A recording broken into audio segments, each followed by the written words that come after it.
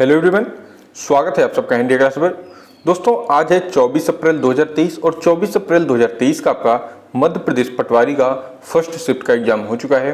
तो आइए first shift में आए हुए सभी प्रश्नों का हम लोग एनालिसिस करेंगे, जिसमें आपका स्टैटिक जीके होगा, जीके होगा और एमपी जीके होगा, करंट अफेयर होगा, हिस्ट्री होगा, साइंस होगा, कंप्यूटर होगा और हिंदी का प्रश्न होगा। तो आइए इन सभी प्रश्नों का हम लोग राइट आंसर देखने का प्रयास करते हैं। देखिए, आपके एग्जाम में पहला प्रश्न पूछा गया था कि विश्व पोस्ट ऑफिस दिवस कब मनाया जाता है। ठीक है, विश्व पोस्ट ऑफिस दिवस कब मनाया जाता है, तो इस प्रश्न का आपका राइट आंसर दिया गया था 9 अक्टूबर को। ठीक है, विश्व पोस्ट ऑफिस दिवस 9 अक्टूबर को मनाया जाता है और 9 अक्टूबर जो है आपके ऑप्शन में भी दिया गया था और यही आपका राइट आंसर हो जाएगा। ठीक है, अब देखिए नेक्स्ट प्रश्न आपसे पूछा गया था कि मध्य प्रदेश का सबसे पूर्वी जिला कौन सा है। ठीक है, यह एमपी जीके का प्रश्न है और इंपॉर्टेंट प्रश्न है कि मध्य प्रदेश का सबसे पूर्वी जिला कौन सा है। तो देखिए इस प्रश्न का आपका राइट आंसर दिया गया था सिंगरौली हो जाएगा। ठीक है, और इसका राइट आंसर सिंगरौली ही होता है और सिंगरौली आपके जो है ऑप्शन में भी था और सिंगरौली ही राइट आंसर होगा। दोस्तों कल की जो है फर्स्ट शिफ्ट में आपसे पूछा गया था कि मध्य प्रदेश का सबसे उत्तरी जिला कौन सा है। ठीक है, और उसको जो है उसमें आपको मुरैना ऑप्शन में नहीं दिया गया था। वो प्रश्न जिसने बनाया था वो यह देखना चाहता था कि आपको कितनी जानकारी है आपके ही बारे में। ठीक है, एमपी में रहने वाले छात्रों के लिए कितनी जानकारी है उनको एमपी के बारे में। तो वह मुरैना से सटे हुए एक जिले का नाम दिया था और वही आपका राइट आंसर था। ठीक है, और मुरैना ऑप्शन में नहीं था। तो देखिए कल आपसे उत्तरी जिला पूछा गया था, आज आपसे पूर्वी जिला पूछा गया है और हमने जब कल एनालिसिस कराया था तो हमने उसी वीडियो में बोल दिया था कि आज आपसे उत्तरी जिला पूछा जा रहा है, कल आपसे दक्षिणी जिला 100% पूछा जाएगा, याद करके जाना। और जो भी बच्चे याद करके गए होंगे आज उनका 100% यहाँ पर प्रश्न सही रहा होगा। ठीक है, अगला प्रश्न हम लोग देखते हैं। अगला प्रश्न है आपका विश्व मानवाधिकार दिवस कब मनाया जाता है। तो देखिए विश्व मानवाधिकार दिवस 10 दिसंबर को मनाया जाता है। ठीक है, विश्व मानवाधिकार दिवस 10 दिसंबर को मनाया जाता है। दोस्तों यहाँ पर हमने इंपॉर्टेंट चीजें नहीं बताई। हाँ देखिए, मध्य प्रदेश का जो सबसे उत्तरी जिला आपसे पूछा जाए तब आपका राइट आंसर होना चाहिए मुरैना। ठीक है, और पूछा भी जा सकता है, फिर से रिपीट कर सकते हैं एग्जाम में। और देखिए जब आपसे उत्तरी और दक्षिणी पूछ लिए हैं तो अब आप उत्तरी और पूर्वी पूछ लिए हैं तब आप दक्षिणी का ध्यान रखना। यदि आपसे पूछा जाए कि मध्य प्रदेश का सबसे दक्षिणी जिला कौन सा है तो वहां पर आपका राइट आंसर बुरहानपुर हो जाएगा। ठीक है, उत्तरी पूछे तो मुरैना और दक्षिणी पूछे तो बुरहानपुर और आज पूर्वी पूछा था तो पूर्वी का सिंगरौली राइट आंसर हो जाएगा। ठीक है, देखिए नेक्स्ट प्रश्न था विश्व मानवाधिकार दिवस कब मनाया जाता है, तो इसका राइट आंसर था आपका 10 दिसंबर और ये आपके ऑप्शन में भी था और यही राइट आंसर हो जाएगा। अगला प्रश्न, चलिए हम लोग नेक्स्ट प्रश्न की ओर मूव करते हैं। अगला प्रश्न देखते हैं। अगला प्रश्न आपसे पूछा गया था कि कांचीपुरम में कौन सा मंदिर है। तो देखिए कांचीपुरम में जो है कैलाशनाथ मंदिर स्थित है। ठीक है, और ये आपके ऑप्शन में भी था और यही आपके ऑप्शन के हिसाब से कैलाशनाथ मंदिर राइट आंसर हो जाएगा। देखिए जब हम किसी भी प्रश्न को आपको बताते हैं तो सबसे पहले आप प्रश्नों को समझने का प्रयास कीजिए, या फिर आप एग्जाम देने जा रहे हैं तो वहाँ पर सबसे पहले 1 से 2 बार प्रश्नों को पढ़िए, उनको समझिए, उसके बाद ही उसका आंसर करिए। नहीं तो आप कभी दिमाग में आपका कोई और प्रश्न चल रहा है, उसी से रिलेटेड प्रश्न पूछ लेता है, आप उसी प्रश्न को सोचकर गलत आंसर पर क्लिक करके आगे बढ़ जाते हैं। ठीक है, इसीलिए हम प्रत्येक दिन कहते हैं कि प्रश्नों को 1 से 2 बार जरूर पढ़िए। देखिए मध्य प्रदेश का सबसे व्यस्ततम रेलवे स्टेशन कौन सा है, तो मध्य प्रदेश का जो सबसे व्यस्ततम रेलवे स्टेशन है यह है आपका इटारसी। ठीक है, मध्य प्रदेश का सबसे व्यस्ततम रेलवे स्टेशन कौन सा है, तो इटारसी है। देखिए नेक्स्ट आपसे प्रश्न बना था कि मोहिनी अट्टम किस राज्य का नृत्य है। देखिए जब भी आपसे नृत्य पूछा जाए तो आप ध्यान रखिए कि आपसे लोक नृत्य पूछ रहा है कि शास्त्रीय नृत्य पूछ रहा है या फिर राज्य का नृत्य पूछ रहा है। ठीक है, नहीं तो आप 100% गलत करके चले आएंगे, जबकि आपको आ रहा है उसके बावजूद भी आप अपनी लापरवाही से करेंगे। देखिए आज आपसे पूछा गया था कि राज्य नृत्य, तो वहां पर आपका राइट आंसर था केरल। केरल आपके ऑप्शन में भी था और वही आपका राइट आंसर हो जाएगा। अब अगला प्रश्न आपका जो है यह भूगोल से पूछा गया है, जियोग्राफी से, कि लेटेराइट मिट्टी किस क्षेत्र में पाई जाती है।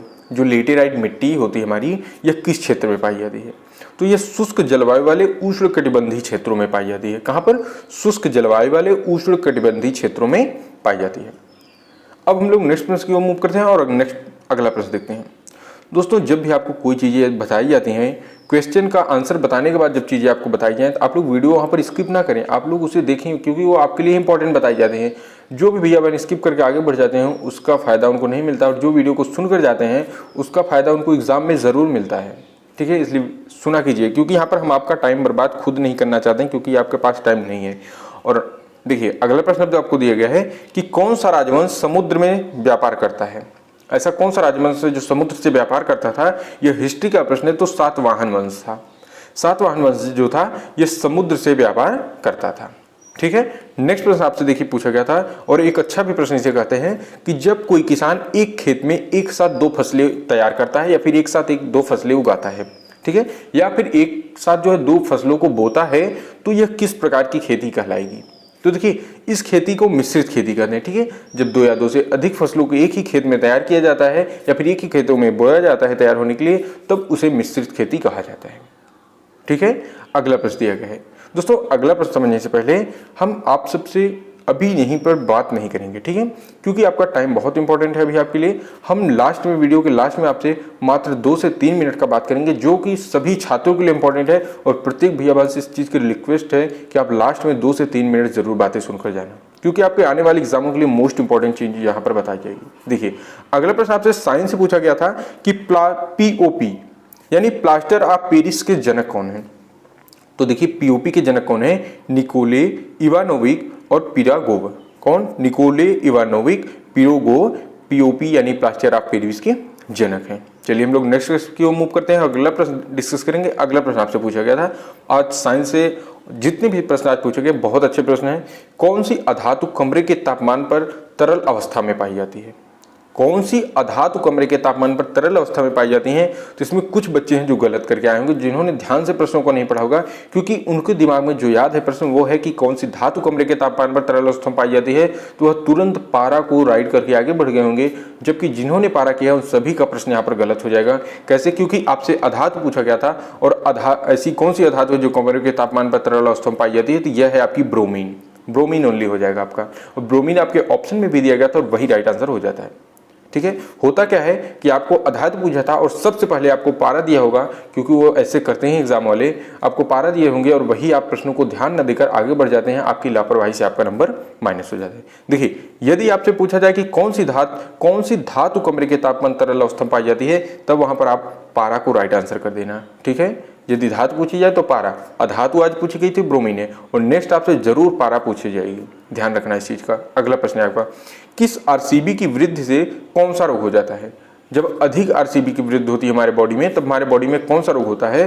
तो एक रोग है जो पॉलीसिथेमिया। कौन सा? पॉलीसिथेमिया वेरा नामक रोग हमारी बॉडी में हो जाता है। और देखिए, हमने जो साइंस की स्पेशल वीडियो पर आई थी उसमें हमने आरसीबी के बारे में बताया था आपको, इनका जीवन काल कितना होता है, डब्ल्यूबीसी का जीवन काल कितना होता है। ठीक है, तो देखिए, जिन्होंने अभी एग्जाम नहीं दिया है, आप सभी भी अब जो है प्लेलिस्ट में चले जाएं, वहां पर हमने एमपी पटवारी एग्जाम 2023 स्पेशल तैयारी करके बनाई है, उसका नाम यही रखा है। उसमें एक साइंस की वीडियो है, 2 हिंदी की वीडियो, 2 एमपी जीके की और जीके की वीडियो ली गई हैं। उस 5 वीडियो के माध्यम से आप अपना MP GK, static GK, current affair, Hindi, science कि जितने भी प्रश्न आपसे पूछे जाएंगे एग्जाम में, आप 100% अपना राइट प्रश्न करके आएंगे यदि आप उन 5 वीडियो को देख कर जाते हैं। ठीक है, इसलिए सभी लोग वीडियो को जरूर देख कर जाना। देखिए, नेक्स्ट प्रश्न है आपका कि आनुवंशिकता के जनक कौन है? तो देखिए, हमने इस प्रश्न को आपको बार बार बताया था कि आपके लिए इंपॉर्टेंट प्रश्न है, आपके एग्जाम में जरूर पूछा जाएगा। आनुवंशिकता के जनक हैं ग्रीगर जॉन मेंडल। ठीक है, आनुवंशिकता के जनक कौन है? ग्रीगर जॉन मेंडल। उनसे देखिए, ग्रीगर जॉन मेंडल ने जो है मटर के दानों पर प्रयोग कर आनुवंशिकी के नियम निर्धारित किए थे। ग्रीगर जॉन मेंडल ने मटर के दानों पर प्रयोग कर आनुवंशिकता के जो है नियम को प्रतिपादित किया या फिर निर्धारित किया था। और आनुवंशिकता के जनक कौन हुए? तो ग्रीगर जॉन मेंडल हुए।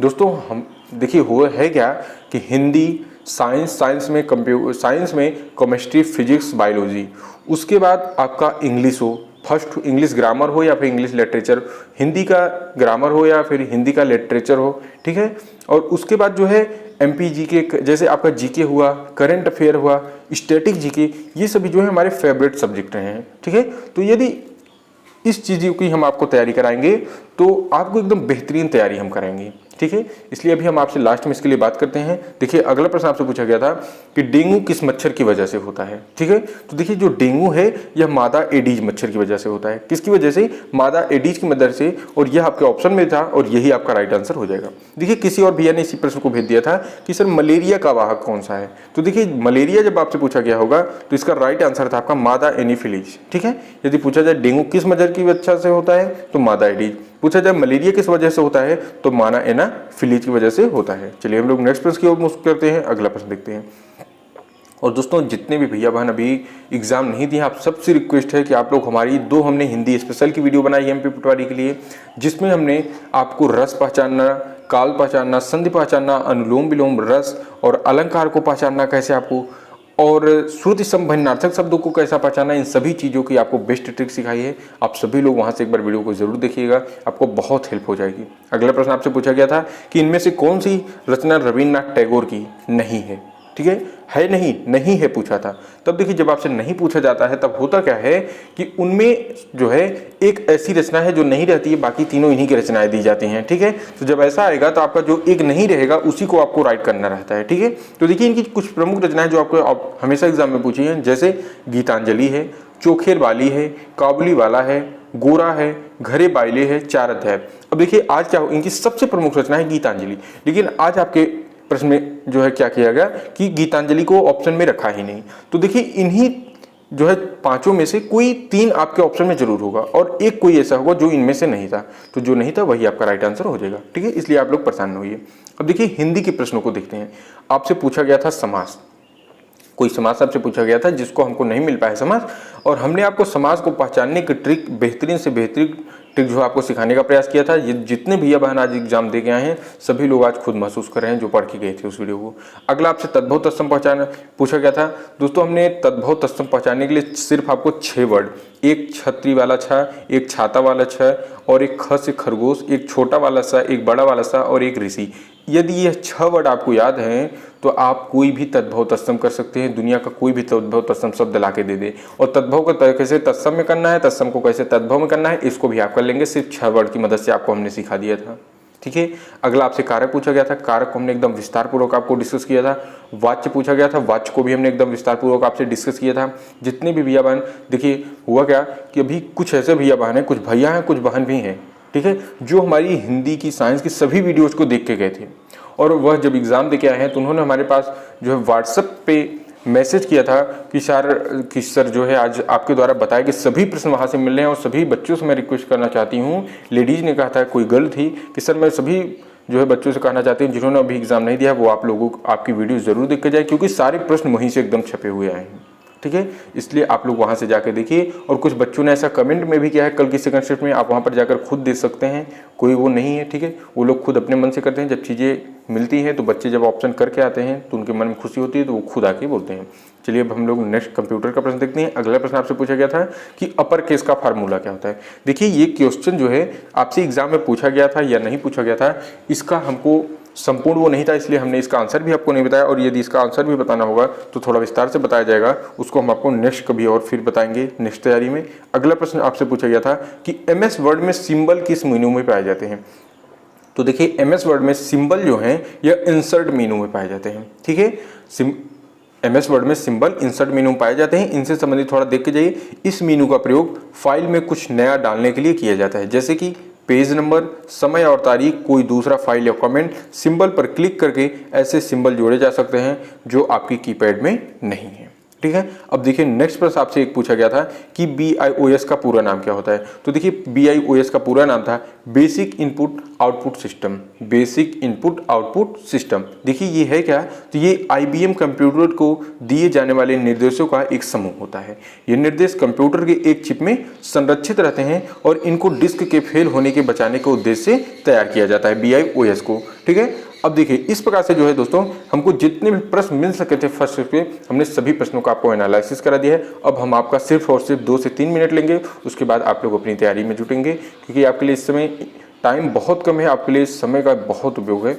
देखिए सबसे पहले आप ये जानिए कि हमने डिस्क्रिप्शन में आपको टेलीग्राम ग्रुप का लिंक दिया है। ठीक है, टेलीग्राम लिंक प्रत्येक बच्चे को, जो देख रहे हैं इस वीडियो को, एक एक बच्चे को देखिए व्यूज 1000 से 1200 1300 जाता है, लेकिन एक भी बच्चे नहीं ज्वाइन करते हैं। देखिए आप ज्वाइन नहीं करेंगे तो उससे हमको कोई घाटा नहीं होने वाला है। ठीक है, क्योंकि जो पढ़ने वाले बच्चे हैं वो ऑटो वहाँ के आके ज्वाइन कर ले रहे हैं। लगभग 100 से 150 बच्चे ज्वाइन किए हैं जो पढ़ने वाले हैं, और उसको फायदा भी उनको मिलता है। तो देखिए सभी लोग जरूर टेलीग्राम चैनल को ज्वाइन कीजिए। आप इसके लिए हम आपसे रिक्वेस्ट भी कर रहे हैं, क्योंकि आपका अब जो है MPSI का एग्जाम होगा, वन रक्षक का एग्जाम होने वाला है। तो इस दोनों एग्जामों के लिए या फिर और जितनी भी आपकी वैकेंसी आएंगी, इन सभी वैकेंसियों की तैयारी कराने के लिए अब हम आपको जो है एक स्पेशल क्लासेज आपकी स्टार्ट करने वाले हैं, जिसमें हम आपको प्रत्येक दिन ज़्यादा नहीं सिर्फ एक सब्जेक्ट का एक वीडियो पढ़ाया जाएगा, ठीक है। और इसी चैनल पर अपलोड किया जाएगा और उसका पीडीएफ भी फ्री होगा, वीडियो भी फ्री होगी। उसका पीडीएफ आपको टेलीग्राम चैनल पर दिया जाएगा, जहां से आप उसको डाउनलोड करेंगे, उसको रिवाइज करते रहेंगे। आपको कैसे चीज़ों को पढ़ना है, सही कंटेंट क्या है जो आपको नहीं मिल पाता है एग्जाम के लिए। और आप होता क्या है कि अभी देखिए, जब बच्चों का 1 दिन 2 दिन पेपर एग्जाम रहता आ जाता है, तो कई बच्चे ऐसे हैं जो व्हाट्सअप कर रहे हैं या फिर कमेंट करते हैं वीडियो पर ही कि सर प्लीज़ हम आपसे रिक्वेस्ट करते हैं कि हमारा 2 दिन बाद पेपर है, हमको कुछ टिप्स बताइए, या फिर हमको कोई ऐसा टॉपिक बताइए जिससे बहुत अधिक प्रश्न आ जाएं, या फिर हम क्या पढ़ के जाएं सर, प्लीज़ हमको कमेंट करिए। जब आप लोग ऐसा कमेंट करते हैं तो थोड़ा अंदर से दुख होता है कि देखिए आज आपको परेशान क्यों होना पड़ रहा है, क्योंकि या तो आपने सही पढ़ा नहीं है या फिर आपको सही सिलेबस पढ़ाया नहीं गया है टीचर के द्वारा। तो आप लोग जरूर ज्वाइन कीजिएगा। और हमने कभी हिंदी इंडिया क्लासेस चैनल को सब्सक्राइब करने के लिए नहीं कहा है, और आज भी सिर्फ इसलिए कर रहे हैं कि आप लोगों की आने वाली तैयारी बेस्ट से बेस्ट तैयारी कराई जाए एग्जामों के लिए। इसलिए सभी लोग चैनल को जरूर सब्सक्राइब रखना, जिससे कि आपको प्रत्येक वीडियो मिलती रहे, ठीक है। और हम प्रत्येक दिन आपको एक नए टॉपिक के साथ, एक नए प्रश्नों के साथ मिलेंगे, और पूरी ऊर्जा के साथ आना है हमको। इस एग्जाम के बाद हम पूरी ऊर्जा के साथ आपसे मिलेंगे और एक एक चीज़ों को आपको सिखाएंगे। जो होता क्या है कि जब आप हिस्ट्री पढ़ने बैठते हैं तो हिस्ट्री में आप छोड़कर आगे बढ़ जाते हैं, लेकिन आप भरोसा रखिए कि हिस्ट्री में, साइंस में, हिंदी में, कंप्यूटर में, इन सभी विषयों में हम आपका ऐसा तैयारी कराएंगे, ऐसी पढ़ाई कराएंगे कि आपका इनमें इंटरेस्ट पैदा हो जाएगा, ठीक है। आप इसको पढ़ने नहीं, आप इसको अपनी खुशी से पढ़ने बैठेंगे, इंटरेस्ट के माध्यम से पढ़ने बैठेंगे। ऐसी चीज़ें आपको पढ़ाई जाएंगी, ऐसे तरीके से पढ़ाया जाएगा। इसलिए सभी लोग इस चैनल से जरूर जुड़े रहें। और इसी के साथ ये वीडियो यहाँ पर समाप्त होती हुई, सभी लोग जाकर अपनी तैयारी करें जिनका भी एग्ज़ाम नहीं हुआ है। और मिलते हैं हम आपको एक नेक्स्ट वीडियो में एक नई टॉपिक के साथ, एक नई ऊर्जा के साथ मिलेंगे। तब तक के लिए जय हिंद, जय भारत।